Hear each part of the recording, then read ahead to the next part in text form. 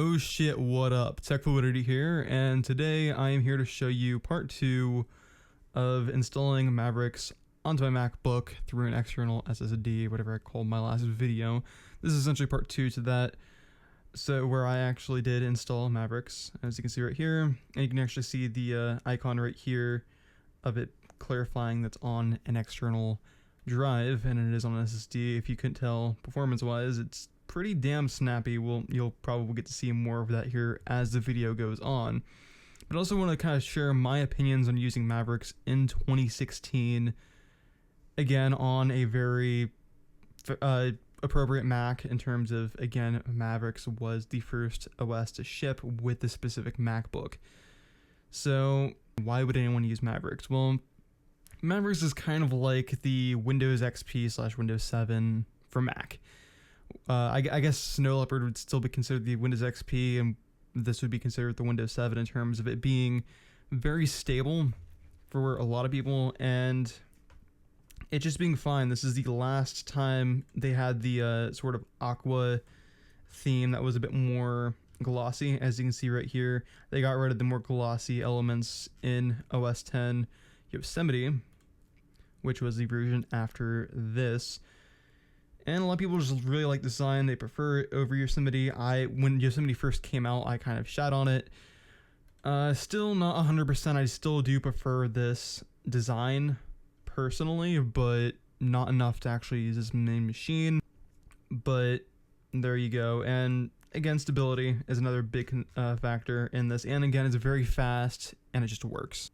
So with that being said, what applications actually can run on this thing still? Because obviously, not every application is going to be updated to Mavericks, and yes, that is the case, especially as you get newer applications made, and that happens pretty much every year. There's a new sort of application that people end up gravitating towards, especially with the rise of GitHub and people just developing their own software and giving it to people for free, and they can do whatever they want with it, and so on and so forth, like fork it.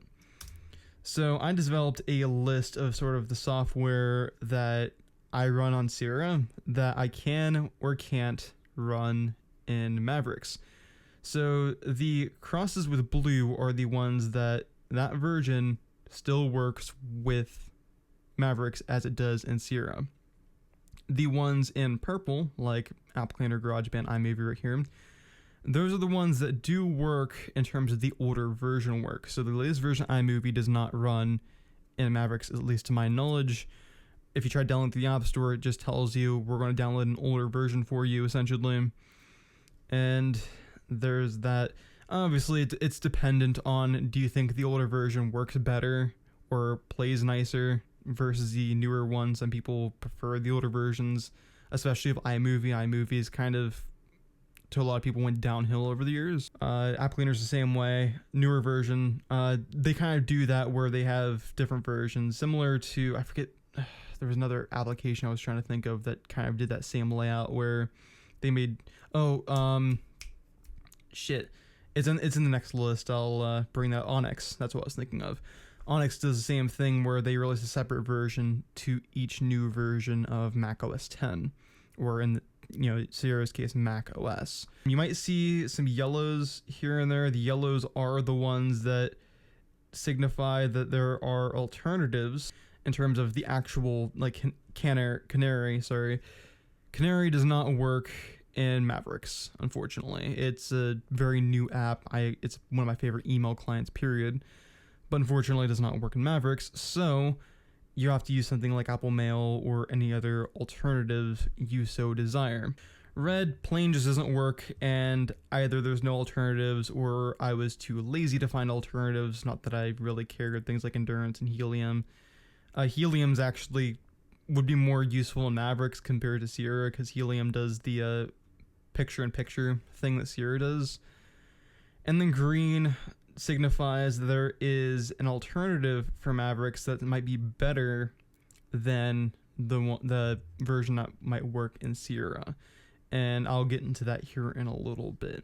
But first, I want to be very clear that I was actually quite surprised on how many things just worked with Mavericks. Obviously not too surprised that web browsers work, because that's just kind of so many people use Mavericks that if the web browsers stop supporting, then it would make more sense to upgrade. But things like Autograph, that's an app I got for free from some sort of bundle, that works just fine. All the Google apps work just fine, not only just Chrome, but Google Drive. With an exception, there was an issue with Mac that it wasn't just me that was having it, and not just with Mavericks, it was with other versions of OS 10 as well, and newer ones, like Yosemite, if I recall correctly. Google Play Music Desktop Player, this is not actually a Google app, this is created by someone else. Again, it's a newer app, I'm surprised it does work in Mavericks, yet thankful. And yeah, just a whole lot of other apps right here. Now there's going to be a few things that, again, this is made early October, so I've actually changed a few things even in Sierra, that obviously wouldn't apply to here. And again, this is also my own app list, so obviously not everyone's going to use the same apps that I use on a daily basis. Not that I use all of these on a daily basis as it is. So here's the other list. Unfortunately, not only is Office 2016 not compatible, which really sucks for Mac because they never made a 2013 for Mac. They went from 2010 to 2016. If they even, no, 2011 to 2016, I apologize. But what really sucks for me is I do have an Office 365 account, but they just stopped supporting, or they just stopped offering Office 2011 like last month. So you have to upgrade your OS if you want to get Office 2011 on Mavericks. Method, obviously there's ways to get 2011, I'm not even going to explain. And who knows, maybe your college supports a separate way to get 2011. There you go. But mine unfortunately doesn't have to do through the whole portal.365 thing. So that's unfortunate. Obviously there are alternatives. Alternatives like LibreOffice works just fine. Pretty smooth. And there's that if you need a full-fledged Office client.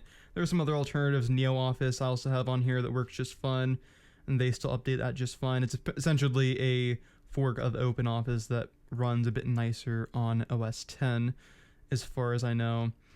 And yeah, to a lot of these are alternatives. Another one I was very surprised about, Pixelmator, which is a sort of Photoshop alternative for Mac. It works just fine. OBS Studio works just fine. Again, fairly surprised on that one. So yeah, a lot of these actually surprisingly work, or the alternatives are not bad to use. Like obviously Onyx is pretty much the same thing with newer versions of OS 10 compared to prior. Light Icon, I think that one's technically better. I probably should have checked it with that because you can actually edit system icons, whereas on the newer versions of OS 10 you can't. So that's a big plus if you are into customizing your Mac. And yeah, just things like that are very interesting and neat, and very surprising how usable Maverick still is, so long as you don't rely on the latest and greatest Mac apps. So yeah, that's really about it for this video, guys. Thank you very much for watching, and I'll catch you guys later. Peace.